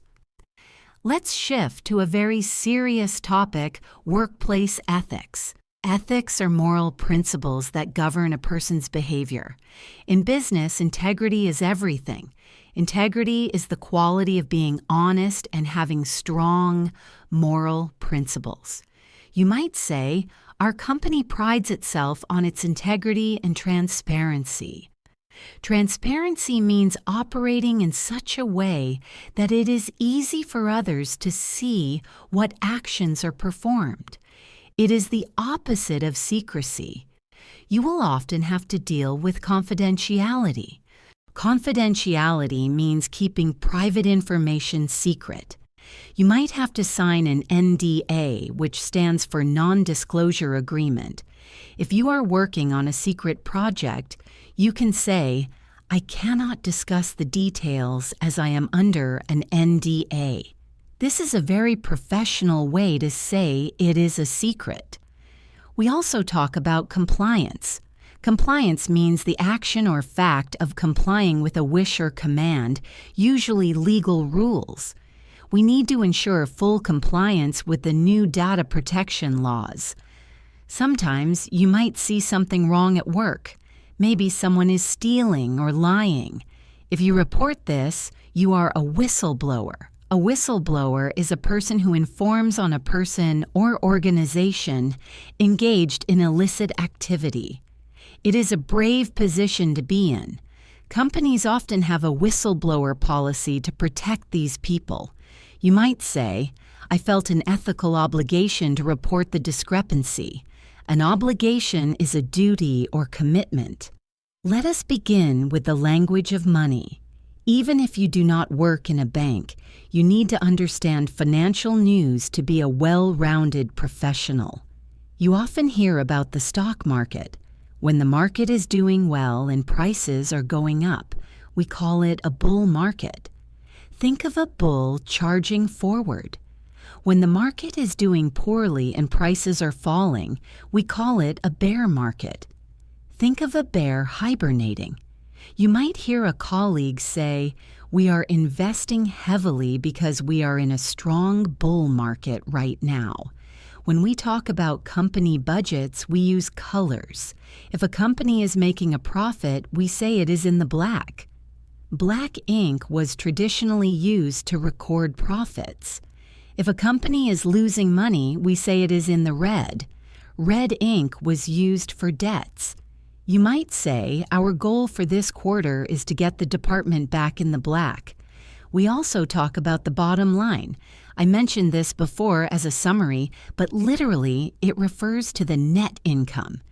If you cut costs, you improve the bottom line. Another crucial concept is assets and liabilities. An asset is something valuable that you own, like cash, equipment, or intellectual property. A liability is something you owe, like a debt or a loan. In a conversation, you can use these metaphorically. You can say, "John is a huge asset to the team because of his coding skills." Or you can say, "That old software has become a liability because it keeps crashing." Let's discuss stakeholders versus shareholders. This is a common confusion. A shareholder is someone who owns stock in the company. They own a piece of the financial pie. A stakeholder is anyone who is affected by the company's actions. This includes employees, customers, and the local community. You might say, "We need to consider the impact of this decision on all our stakeholders, not just the shareholders." This shows you have a broad ethical view of business. Now let's move to a very high-level grammar point, the subjunctive mood. This is used in formal English to express importance, necessity, or urgency. It is often used after verbs like suggest, recommend, insist, and demand. The rule is that the verb following these words stays in the base form, even for he or she. For example, normally we say, "he goes." But in the subjunctive, we say, "I suggest that he go to the meeting." Notice it is go, not goes.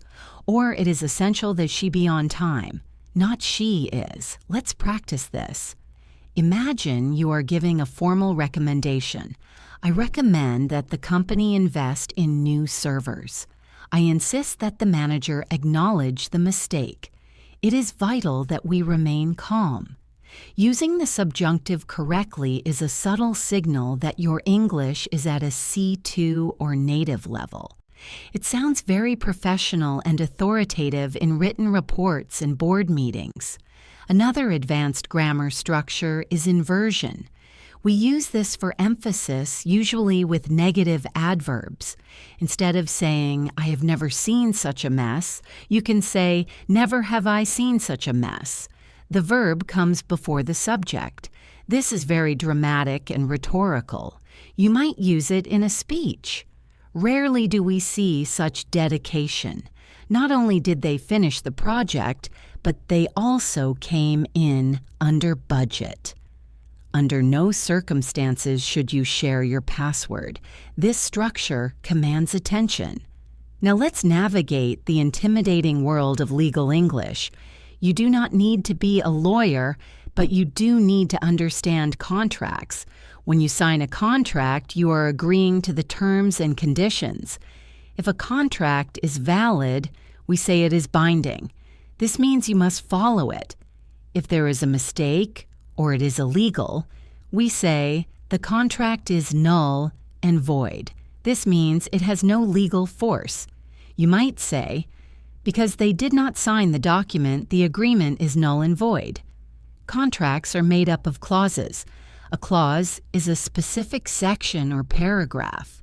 You might have a termination clause, which explains how to end the contract, or a liability clause, which explains who is responsible if things go wrong. We often tell people to read the fine print. The fine print is the text written in very small letters, often containing important restrictions. You might say, "The deal looks good, but make sure you read the fine print before signing." We also use the phrase due diligence. This is the investigation or care that a reasonable person is expected to take before entering into an agreement.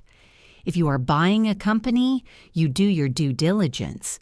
In conversation, it means doing your research. I need to do my due diligence on this vendor before we hire them. It shows you are careful and responsible. Let's shift to crisis management. Sometimes things go wrong publicly. This is a PR nightmare. PR stands for public relations. When a crisis happens, you need to do damage control. This means taking action to limit the damaging effects. You might say, "The CEO is on TV doing damage control after the scandal." Often companies issue a holding statement. This is a short statement issued immediately to the press to say we are aware of the situation and we are investigating. It buys time. In these situations, you want to get ahead of the story. This means releasing information yourself before the media finds out and twists it. If you hide information and it comes out later, it looks like a cover-up. Transparency, as we discussed, is usually the best policy. You might say, "We need to get ahead of this story and issue an apology immediately." Let's look at some advanced idioms for negotiation and strategy. Have you heard of playing hardball? To play hardball means to act aggressively and unwillingly to compromise. The supplier is playing hardball on the price, so we might need to walk away. Walking away is a powerful negotiation tactic. It means leaving the negotiation to show you are willing to lose the deal. We also talk about a ballpark figure. This is a rough estimate. I don't need the exact numbers yet, just give me a ballpark figure for the budget. If someone asks you for a number and you don't know, you can say, "Let me crunch the numbers and get back to you." To crunch numbers means to perform calculations. If a project is failing, you might decide to cut your losses. This means to stop doing something that is already failing in order to reduce the amount of time or money wasted. We have spent thousands on this broken system. I think it is time to cut our losses and buy a new one. Conversely, if you want to speed things up, you might fast-track a project. We need to fast-track the hiring process because we are short-staffed. Let's talk about office politics. This is the complex social structure of a workplace. To survive office politics, you need to keep your ear to the ground. This means to listen for rumors and new information. You also need to watch your back, which means to be careful of people who might try to harm you professionally. Sometimes people will throw you under the bus. This is a vivid idiom meaning to blame someone else to save yourself. My boss threw me under the bus during the meeting to hide his own mistake. It is a terrible feeling, but having the language to describe it helps you process it. Now, I want to take a moment to weave all these threads together. We have covered thousands of words and hundreds of phrases. Let's simulate a career journey using our new vocabulary. Listen closely and see how many expressions you recognize. Imagine you are Alex. Alex started as a freelancer in the gig economy, taking on small projects to build his portfolio. He decided to bite the bullet and apply for a full-time role. He prepared his elevator pitch and used the STAR method in his interview to describe how he handled a difficult client. He negotiated his compensation package, focusing on a competitive salary and professional development opportunities. Once hired, Alex worked in a fast-paced, open-plan office. He quickly learned the ropes and built rapport with his colleagues by asking about their weekends and avoiding controversial topics. He was a self-starter who didn't need micromanagement. When a conflict arose, he used I statements to clear the air and find a middle ground. He participated in meetings, often playing devil's advocate to test the strength of ideas. To play devil's advocate means to express a contending opinion in order to provoke debate or test the strength of the opposing argument. As he advanced, Alex began managing up, ensuring he had his boss's buy-in for his innovative strategies. He focused on the big picture and identified the customer's pain points. He avoided burnout by maintaining a healthy work-life integration. Eventually, he became a mentor to new hires, helping them navigate the corporate culture. When he finally decided to move on, he gave 2 weeks' notice, wrote a detailed handover document, and left without burning any bridges, ready to leverage his transferable skills in a new industry. Did you follow Alex's journey? That story is your story. That vocabulary is your toolkit. You now possess the language to navigate every single one of those situations. You are no longer just a student of English, you are a practitioner of professional communication. I want to leave you with some final thoughts on confidence and identity. Many of you tell me, Jessica, I feel like a different person when I speak English. I feel less smart or less funny. This is natural. It is called the foreign language personality. But as you get better, that gap closes. The goal is to merge your two selves. You do not need to sound like a native speaker from London or New York. You need to sound like the best version of yourself in English. Your accent is a part of your story. It shows that you are bilingual, which is a superpower. Never be ashamed of it. Clarity is more important than a perfect accent. Remember the power of the growth mindset. You are not finished learning today. This podcast is just one step. Next week, you might read an article in The Economist or the Wall Street Journal. The week after, you might watch a documentary about business in Silicon Valley. Every input matters. Keep your curiosity alive. Also, build your network. Use LinkedIn, connect with people. Send a message saying, I really enjoyed your article. Networking is just professional friendship.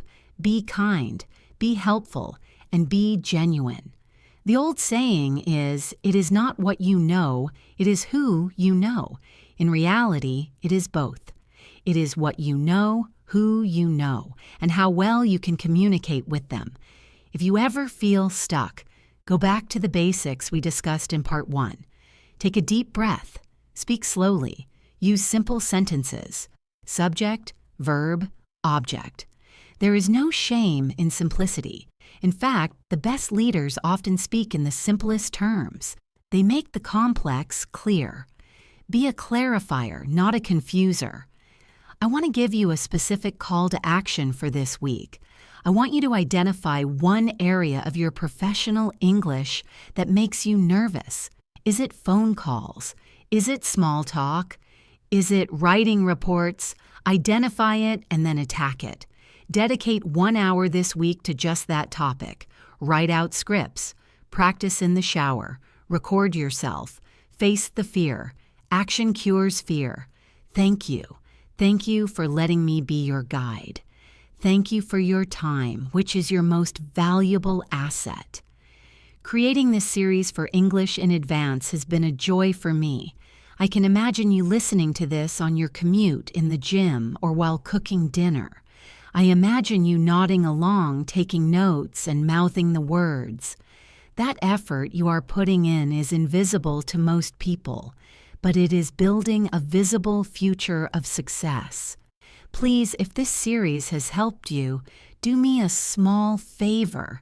Subscribe to the channel, like this video, and most importantly, share it with a friend or a colleague. Maybe you know someone who is struggling to find a job or someone who is afraid to speak up in meetings. Send them this link.